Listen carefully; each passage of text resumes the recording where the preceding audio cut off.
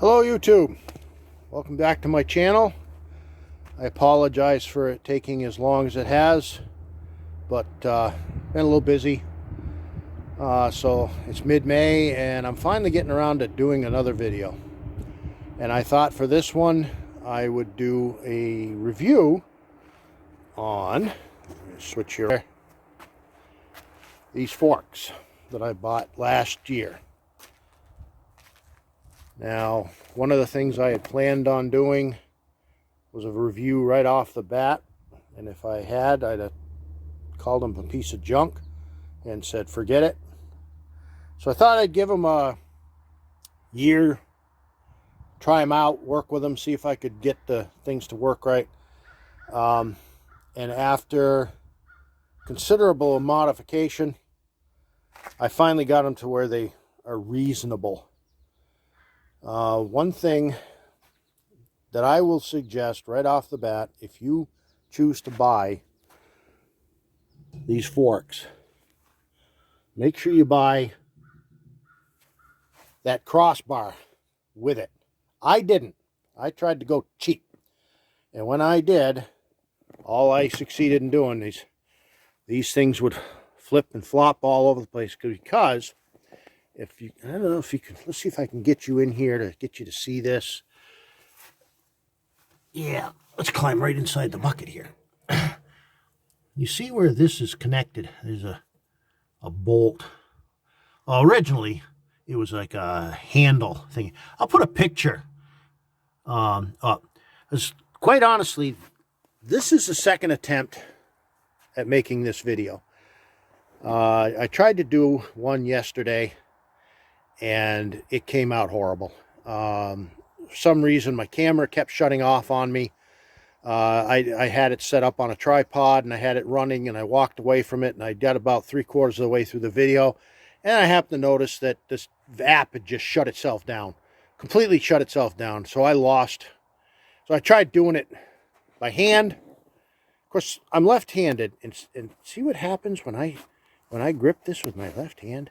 Yeah, the stupid camera lens is over there, right where my left hand is. So I keep sticking my fingers into the lenses. So like I say, about 90% of that video was garbage. So I said, okay, we got to do something different. Now, the unfortunate part about this is I had one that I had left pretty much stock for the most part, and one that I had modified. And that was the point. That was supposed to be to show the difference between the two. Well, I didn't realize that I had screwed up the video quite as badly. Now, let's switch you around. Hey, look at my ugly face again. I didn't realize that I had screwed up the video quite as badly as I had. And it just was totally unusual. So now I've already gone and modified that other fork.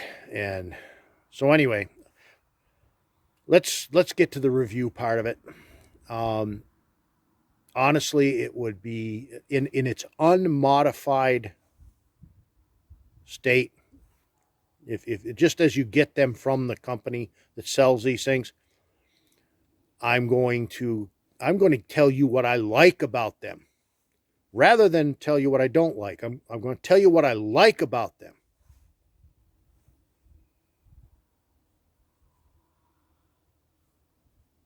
Yeah, that's it. There's absolutely nothing to like about those forks. As they are issued from the company, they're garbage. They're absolute total garbage. If again, I'm going to try to see if I can get you to see this. You probably aren't going to be able to.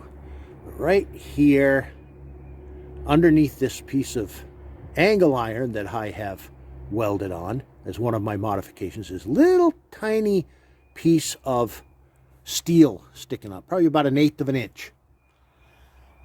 It doesn't contact the bucket. So what you end up with is there is actual contact between here and here. Well, guess what happens when you try to tighten these things up? And then, like I say, it was like a handle thingy. I had to replace it because I bent one. They walk. these things would walk all over the place. And so you get it clamped down as tight as you could get it, but then the everything would swing and swivel, and that's how I ended up bending one of these clamping mechanisms. Was just a like a bolt with a bend, and I bent it, ruined it. I had to cut it off with the cut-off saw, and I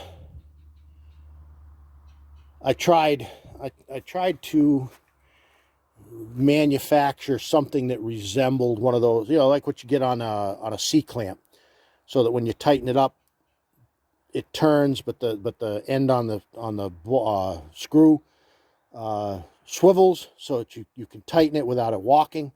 And that didn't work either. That quit. So what I came up with was oh, I'm way too close. Hey, let me back off a little bit. There we go. All right, you can see right here, piece of chain and a load binder, 2 of them, as a matter of fact. I went to Harbor Freight. These are $28 a piece, roughly. And I bought one of their Tubbo chain 5/16, because that's what seems to fit in the slot. And about, there we go. Get you in the slot here. About 5/16 seems to fit in that slot the best. And but what you'll notice is, let's see, on the original, as they come from the factory, this part here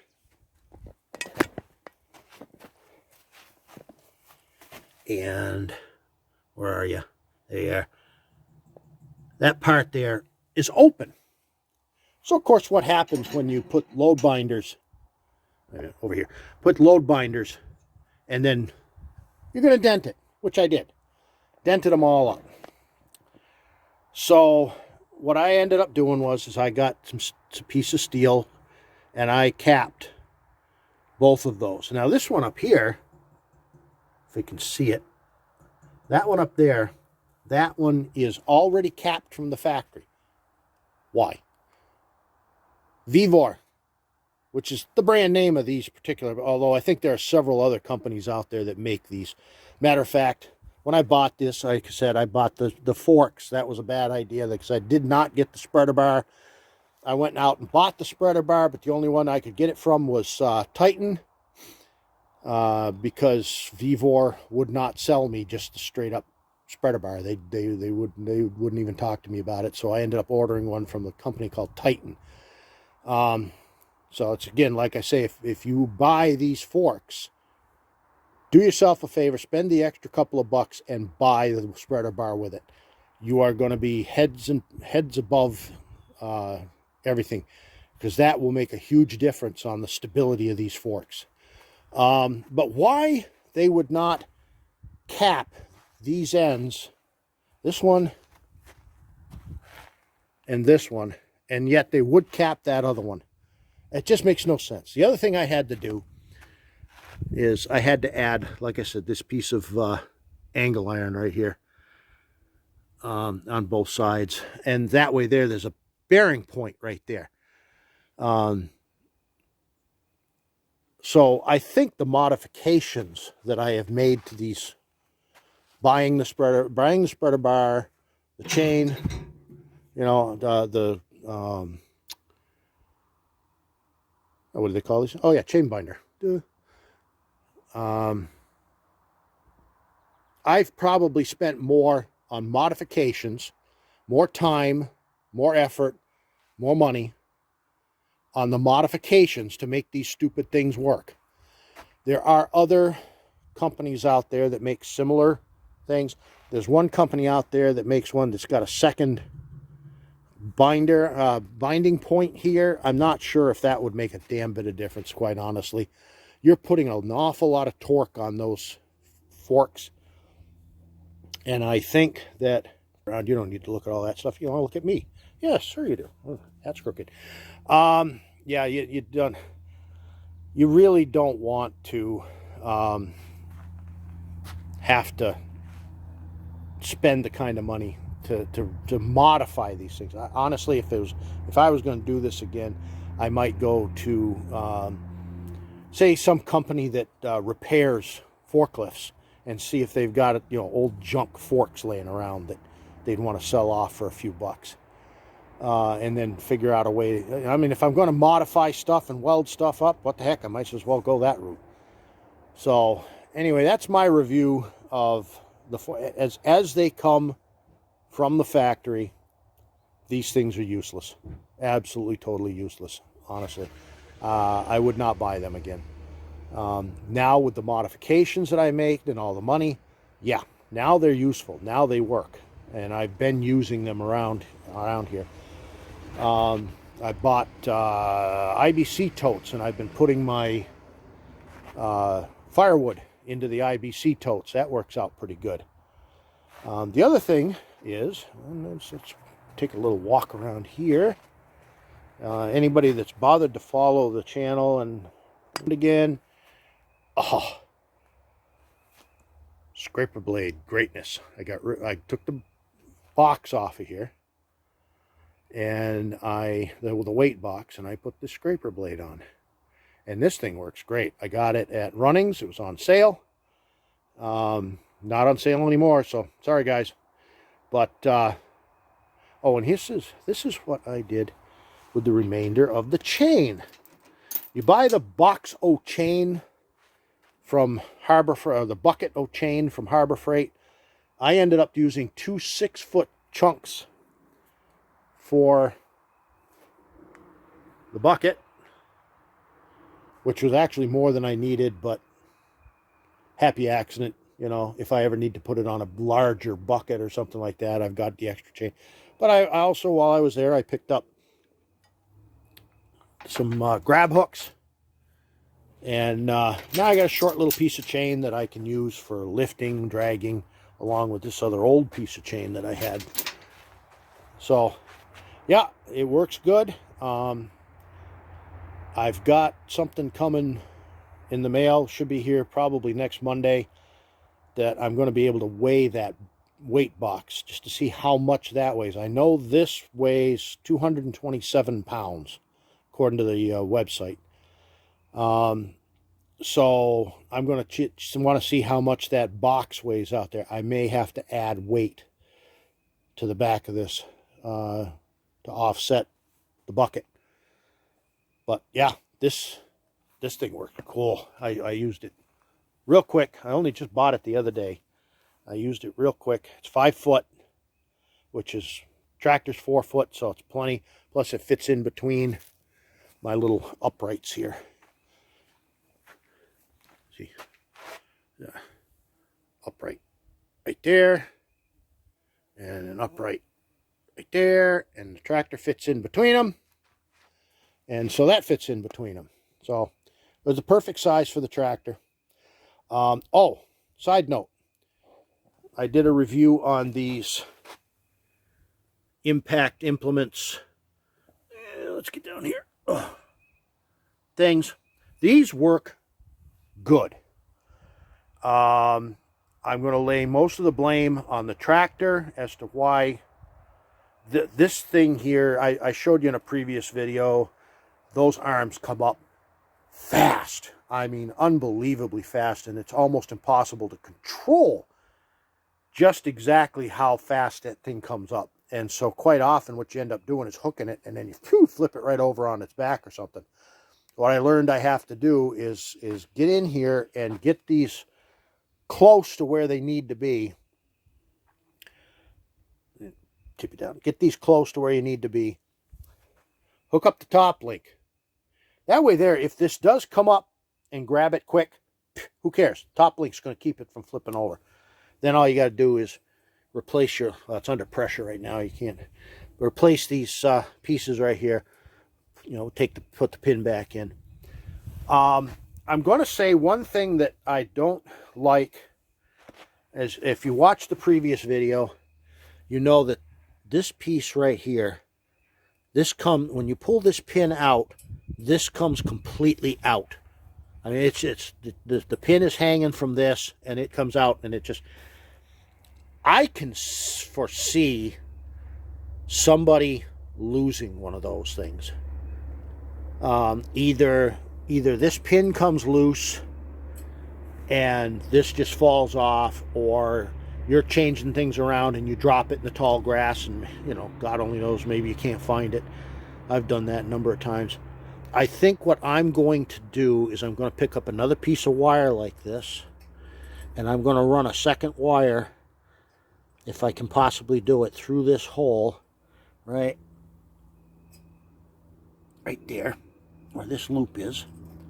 I'm going to run a second wire, and I think what I'm going to do is I'm going to run that wire. I got to try to remember to keep this camera steady. I'm going to try to run that over here somewhere, maybe around here, or maybe around one of the bolts. I don't know. That way there, if this does come loose, and even if you're changing implements, you pull the pin, you pull this thing off, and you just let it drop. Just let it drop. And then when you're ready to hook up, it's already connected by a piece of cable. So I think that's what I am probably going to do. That's going to be my next one of my next modifications. I won't bother showing you on a video. I mean, come on, let's face it. That's kind of boring. But other than that, that has worked really well.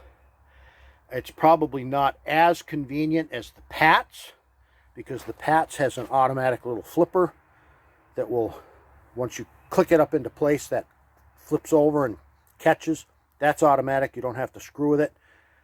But the Pats is, like I said in that other video, probably almost twice as expensive as the impact implement. So, and I wanted to try it. Nobody else is, as far as I've seen on there, has done anything with it. So just wanted to give you a heads up. The spreader bar I made, that works fantastic.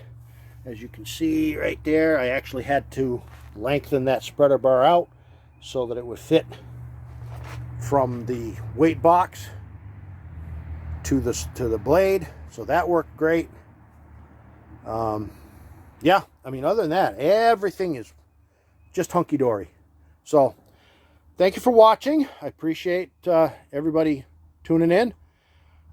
Please like, comment, and subscribe. And if anybody has any solutions as to why this thing, why my phone was just shutting itself off. I mean, just completely going out of the app, shutting the app right down, right in the middle of me filming. Now, it hasn't done it yet so far. I've been watching this thing. Let me switch you around, because you want to look at me. You don't want to look at the tractor. You want to look at me. So if anybody can come up with a reason as to why that was doing that. I've gone into the settings and I've tried to figure out why. I don't know if it was because it was motionless. It's never done that to me before, but then again, my phone took a giant dump on me last fall, and I had to do a factory reset on it, which means I lost everything, all my apps, everything. I had to repopulate it all, start all over again, like it was a brand new phone. So I'm wondering if something changed, or maybe one of the updates, the motion sensor in this thing doesn't detect motion, and therefore says, well, if you're not moving, you're not using me, I'm going to shut myself down. So I don't know if I've fixed this problem or not, but anyway, if anybody has any comments, can tell me what an idiot I am, because I don't know what I'm doing with this phone.